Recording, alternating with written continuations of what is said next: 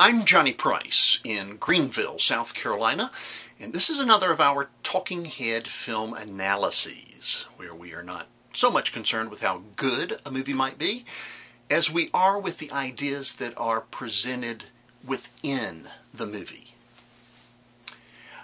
Director Terrence Malick has not made many movies.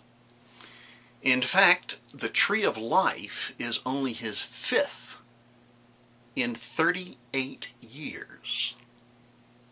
But it is unquestionably a masterpiece. Now granted, there are some folks who would question my use of the word unquestionably, because there are those who do not like this movie. In fact, there have been some theaters around the country that have set up signs in their lobby saying, in effect, no, you cannot have a refund after watching The Tree of Life, simply because you don't get it. Well, again, my take on the film is that it is a masterpiece. A friend referred to it as visual poetry, and Malick himself describes it as a cosmic epic, a hymn to life. None of which is to suggest that there isn't a storyline, because there is, and it's a strong one. With a cast headed by Brad Pitt, Sean Penn, and Jessica Chastain, we do get a story. But we also get an exploration, a meditation, if you will, of some of the most significant questions that rack all of our hearts and minds at some point, and display our humanity in doing so. The film warrants at least 2 viewings. At least for me, it was the second time that I watched it that I realized just how comprehensive is Malick's understanding of the complexity of the human experience. And the movie provides literally dozens of catalysts for discussions of the things that matter most.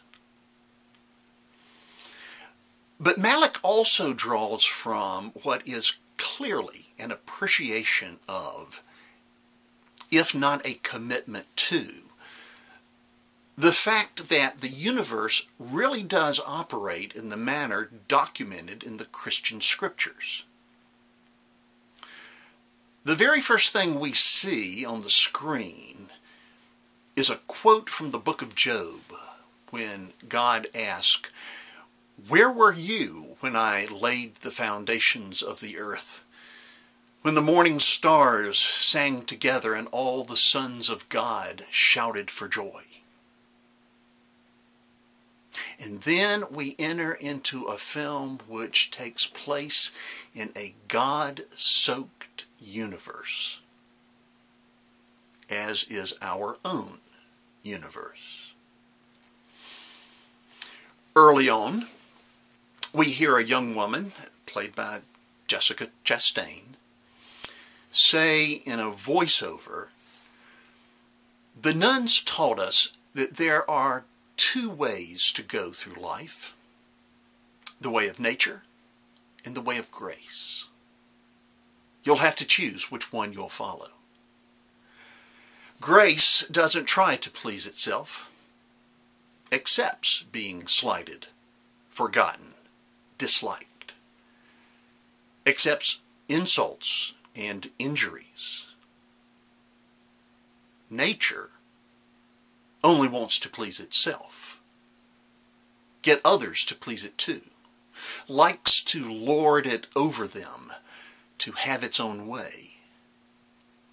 It finds reasons to be unhappy when all the world is shining around and love is smiling through all things. And thus, The stage is set for the spiritual tension that pervades the film. It is a tension which is at times very raw and commendably honest. When this mother, years later, loses one of her sons, she cries out to God, as we all do at some point, for some reason. Lord, why? Where were you? Do you know what happened? Do you care? What are we to you? Answer me. We cry to you. Hear us. I search for you, my hope. Sean Penn's character, Jack, the brother of the son who was killed, is described by Malick as a lost soul in the modern world seeking answers to the origins and meaning of life while questioning the existence of faith. And it is a struggle that he has engaged in since adolescence. A friend of his drowns, and he asks God, where were you? You let a boy die. You'll let anything happen.